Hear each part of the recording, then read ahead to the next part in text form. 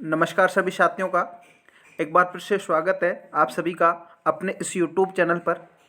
साथियों, जैसा कि आप सभी को पता है कि अपने इस यूट्यूब चैनल पर आपको रेगुलर राजस्थान जीके की क्लासें देखने को मिलती हैं। साथियों, हमने राजस्थान जीके के उन प्रश्नों की सीरीज चला रखी है जो पूर्व प्रतियोगी भर्ती परीक्षा में पूछे गए प्रश्न हैं। इससे हमें ये पता चलता है कि परीक्षा में किस लेवल के प्रश्न हैं वो पूछे जाते हैं। साथ ही साथ हम संभावित प्रश्नों की भी चर्चा करते हैं कि इससे संबंधित कौन कौन से प्रश्न हैं वो परीक्षा में बन सकते हैं। साथियों, अब चाहे आप रीट पात्रता परीक्षा की तैयारी कर रहे हो, रीट मुख्य भर्ती परीक्षा जिसमें राजस्थान जीके का वेटेज बहुत ज़्यादा है उसकी तैयारी कर रहे हो, प्री बीएसटीसी, जेल प्रेरी, चतुर्थ श्रेणी, पटवार, बीडीओ, किसी भी भर्ती परीक्षा की अगर आप तैयारी कर रहे हो, सभी के लिए आरएस लेवल तक के साथियों के लिए क्लास काफ़ी इंपॉर्टेंट है। बस आपको क्लास को पूरा ध्यान से देखना है, ईमानदारी से, और लास्ट में कमेंट करके बताना कि आपने कितने प्रश्न सही किए हैं। 20 प्रश्न आज की क्लास में अपने रहने वाले हैं, शानदार और ज़बरदस्त लेवल के हैं। हूबहू प्रश्न परीक्षा में छपने वाले प्रश्न आपको देखने को मिलने वाले हैं। बस आपको प्रत्येक प्रश्न का राइट आंसर कमेंट करके बताना है, हर एक प्रश्न को समझना है। साथियों, अगर आप चाहते हो पहली बार में सिलेक्शन लेना, पहली बार में नौकरी लगना, तो आपको हर एक बिंदु को क्लियर करके चलना पड़ेगा। अभ्यास जितना हो सके उतना करना पड़ेगा।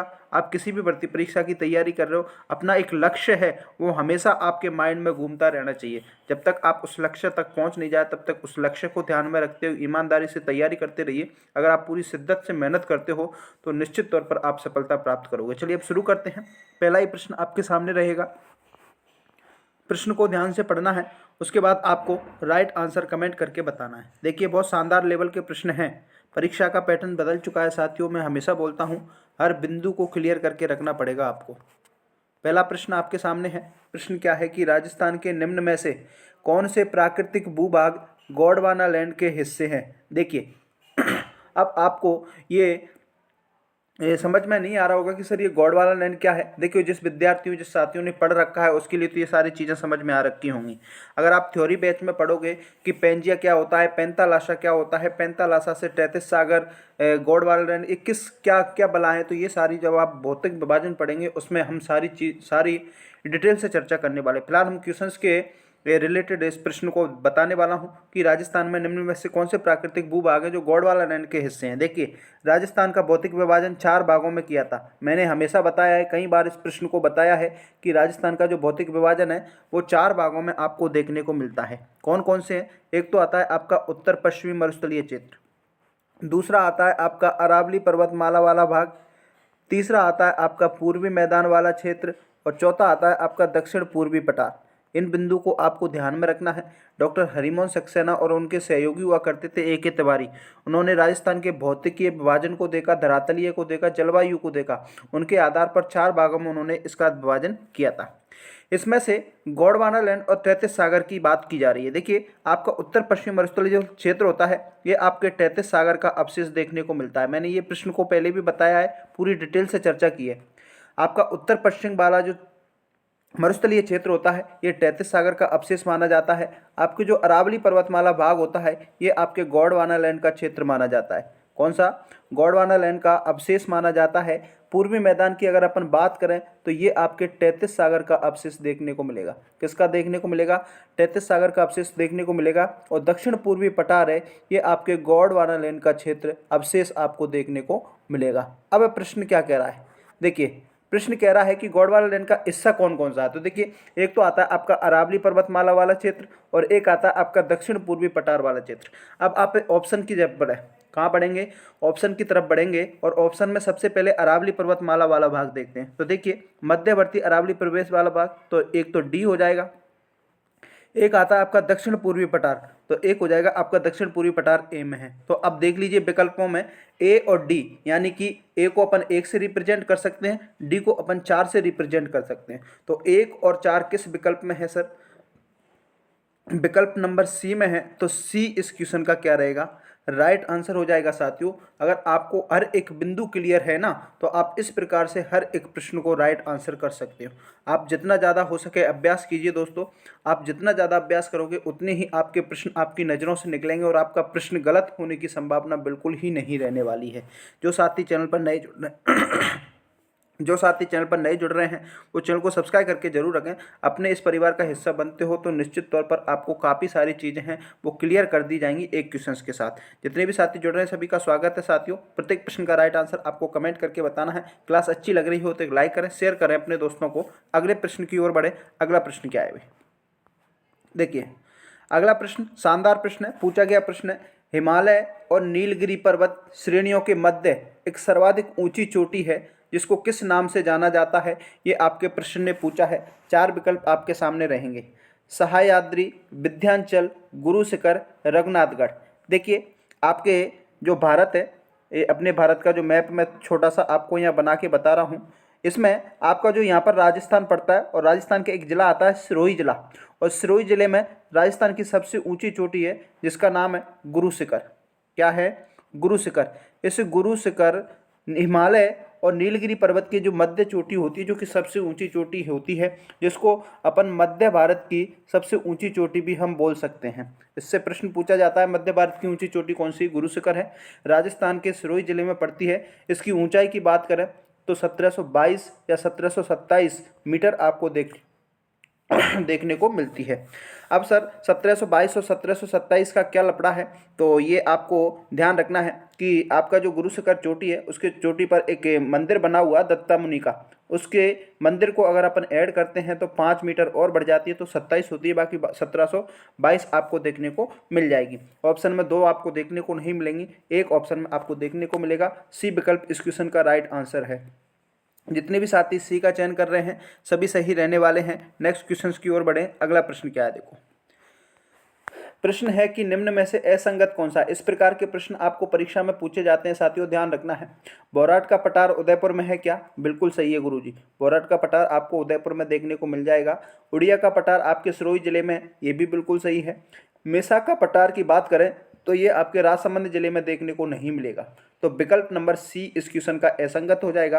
यानी कि आप सी विकल्प का चयन कर रहे हो तो इस क्वेश्चन में आप सही हो, ठीक है ना। मेसा के पठार की बात करें सर, राजसमंद में नहीं मिलेगा तो फिर कहाँ मिलेगा, तो मेसा का पठार मिलेगा आपको चित्तौड़गढ़ जिले में। कौन से जिले में मिलेगा? चित्तौड़गढ़ जिला। अरे वही चित्तौड़गढ़ जिला जिसको राजस्थान की भक्ति या शक्ति का, राजस्थान का गौरव इसको कहा जाता है। ध्यान रखना, यहाँ से भी प्रश्न आपके पूछे जाते हैं। मैंने शुरू में ही बोला था कि अपनी इस वीडियो में उन संभावित प्रश्नों पर भी चर्चा की जाएगी जो जहाँ से प्रश्न बनने की संभावना रहती है। ऊपर माल का पठार आपके भीलवाड़ा में देखने को मिल जाएगा, ध्यान देने योग्य बिंदु है। नेक्स्ट क्वेश्चन की ओर बढ़े। अगला प्रश्न देखिए, अगला प्रश्न क्या कह रहा है, देखिए राज्य में रेतीले शुष्क मैदान एवं अर्ध शुष्क मैदान को विभाजित करने वाली रेखा कौन सी है। देखिए इस प्रश्न को मैंने पोल में डाला था और काफ़ी सारे विद्यार्थियों ने इस प्रश्न का गलत आंसर दिया था। मैंने आपके भौतिक विभाजन में बताया था कि ये अपने राजस्थान का छोटा सा मैप है। राजस्थान के ज्योग्राफी को अगर आप मानचित्र के माध्यम से पढ़ते हो तो बहुत शानदार तरीके से आपको समझ में आने वाली है। राजस्थान के भौतिक विभाजन की बात करें, 4 भौतिक विभाजन है। पश्चिमी मरुस्थलीय क्षेत्र, अरावली पर्वतमाला, पूर्वी मैदान, दक्षिण पूर्वी पठार। पश्चिमी मरुस्थल की बात करें तो इसको 2 भागों में बांटा है। एक तो आता है आपका शुष्क मरुस्थल क्षेत्र और एक आता है आपका अर्ध शुष्क मरुस्थल क्षेत्र।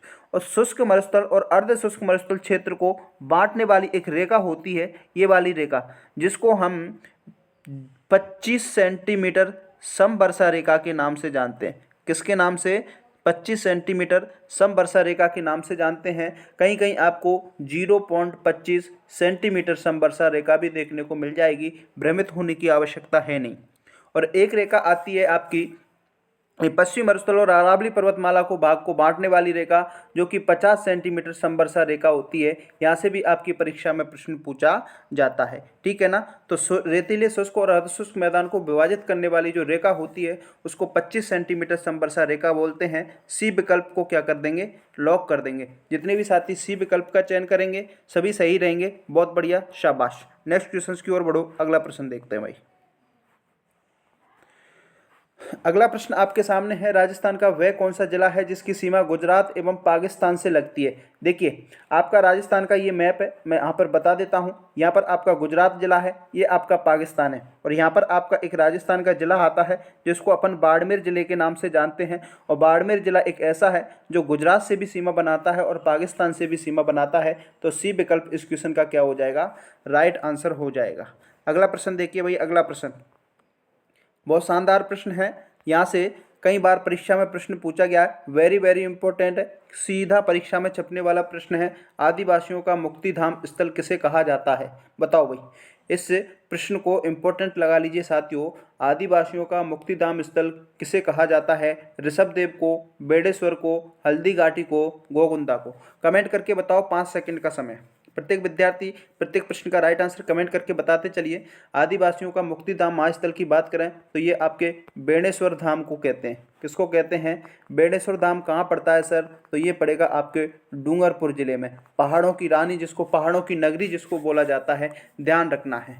कौन सा विकल्प? बी विकल्प। तो बी विकल्प को चयन करेंगे। जितने भी साथी हैं सभी सही रहने वाले हैं। अगला प्रश्न देखिए भाई, अगला प्रश्न क्या है? विभीषण मंदिर कहाँ पर स्थित है? पूछा गया प्रश्न है, इंपॉर्टेंट लगा लीजिए। विभीषण मंदिर कहाँ पर स्थित है? पुष्कर, अजमेर, कैथून, कोटा, नागदा, चित्तौड़, करौली? देखिए, विभीषण मंदिर की बात की जा रही है तो ये विभीषण मंदिर आपके कैथून में देखने को मिलेगा साथियों। कहाँ मिलेगा? कैथून कहाँ पड़ता है सर? ये पड़ेगा आपके कोटा में। कहाँ पड़ेगा? कोटा में। बताओ कौन से विकल्प में है? बी विकल्प में है। तो बी विकल्प इस क्वेश्चन का क्या रहेगा? राइट आंसर हो जाएगा।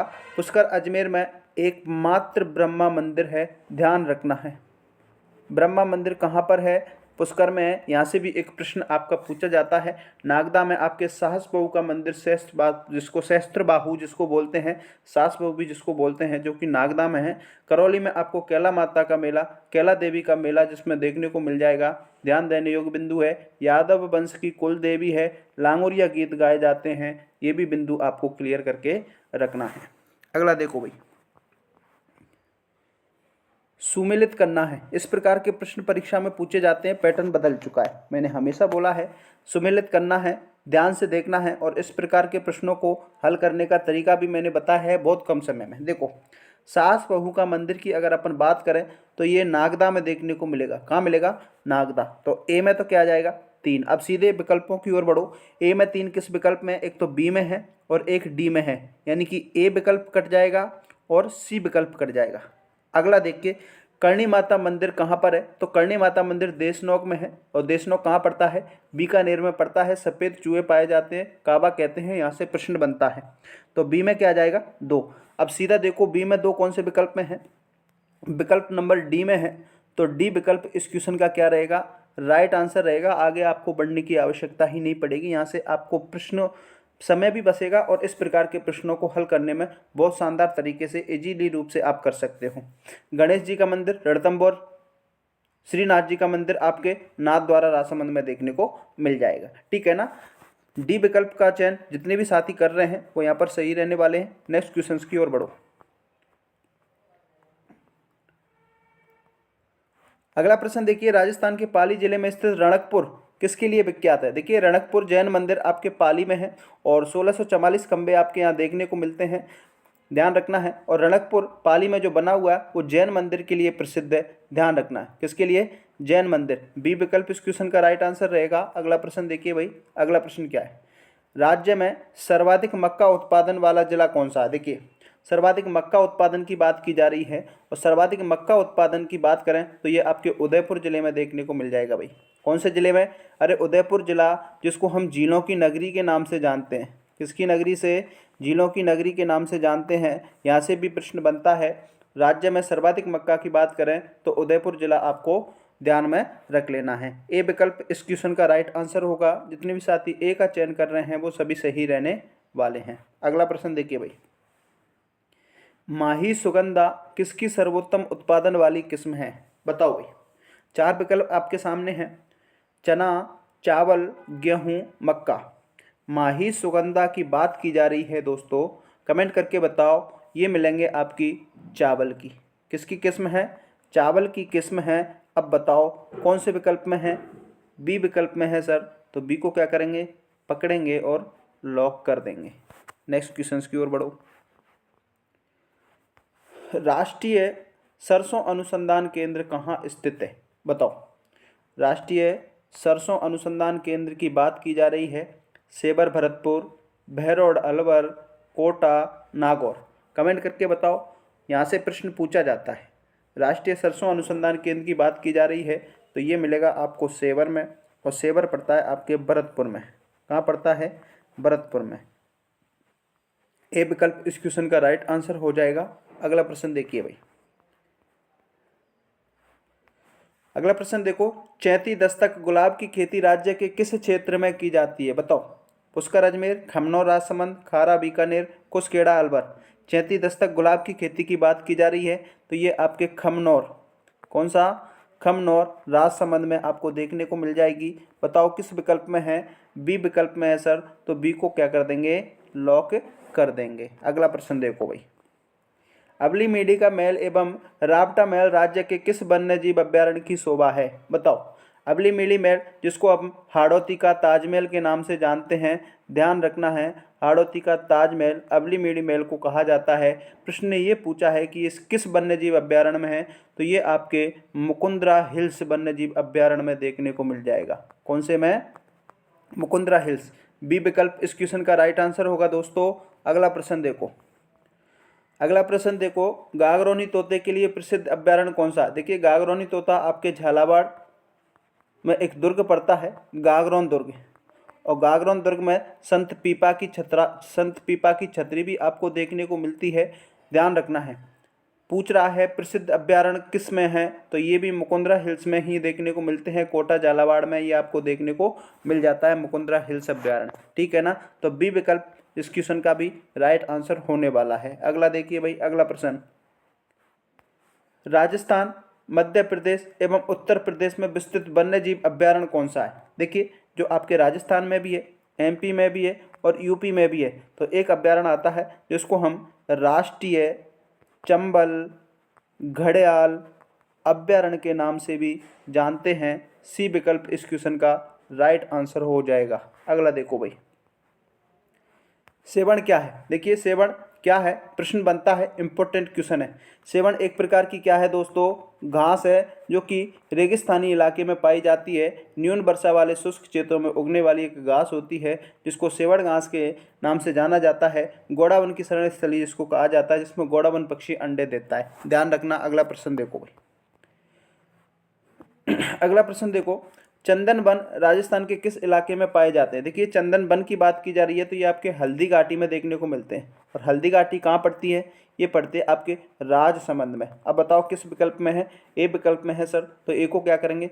पकड़ेंगे और लॉक कर देंगे। अगला देखो भाई, राजस्थान की मरुसेवा, राजस्थान की मरुशोभा किसे कहा जाता है? रोहिणा, खेजड़ी, फोग, चिरमी। कमेंट करके बताओ। राजस्थान की मरुसेवा की बात करें तो ये आपके रोहिणा पुष्प को बोलते हैं, जो कि राज्य का क्या है भाई? राज्य पुष्प देखने को मिलता है। ए विकल्प इस क्वेश्चन का राइट आंसर होगा। अगला देखिए भाई, अगला प्रश्न है, जोट्रोपा कर्कस किस पौधे का वैज्ञानिक नाम है? बताओ। ओहोबा, रतनजोत, इजरायली बबूल और खेजड़ी। जोट्रोपा कर्कस की बात की जा रही है तो ये आपके रतनजोत का वैज्ञानिक नाम देखने को मिलता है। बी विकल्प इस क्वेश्चन का क्या रहेगा? राइट आंसर हो जाएगा। साथियों ये तो थी आज की क्लास, जिसमें हमने 20 टॉप अति महत्वपूर्ण प्रश्नों पर चर्चा की। अगर आप ईमानदारी से बताना कि आप कितने प्रश्न सही कर रहे हो, ठीक है ना। अगर आप 15 प्रश्न सही कर रहे हो तो समझ लीजिए कि आप तैयारी बहुत शानदार ज़बरदस्त लेवल की है। अगर आप क्लास अच्छी लगी हो तो लाइक करें, शेयर करें अपने दोस्तों को भी, और चैनल पर नए हो तो सब्सक्राइब करके जरूर रखें। मिलते हैं नेक्स्ट वीडियो में, तब तक के लिए जय हिंद, जय Bharat, bye bye, take care.